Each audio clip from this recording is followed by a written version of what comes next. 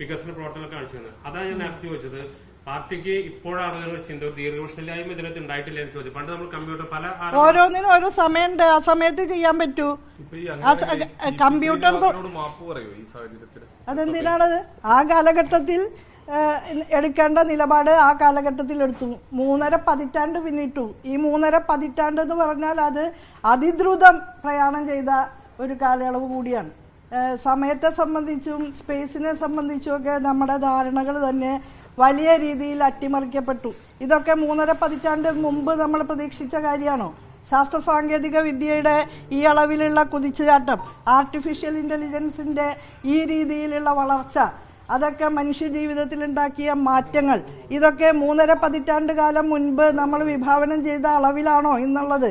ഇന്ന് 4th industrial റവല്യൂഷന്റെ യുഗമാണ്. അപ്പോൾ അനിവാര്യമായ മാറ്റങ്ങൾ കേരളീയ ജനതയ്ക്ക് വേണ്ടി ഏറ്റെടുക്കാൻ നമ്മൾ പ്രതിജ്ഞാബദ്ധരാണ്.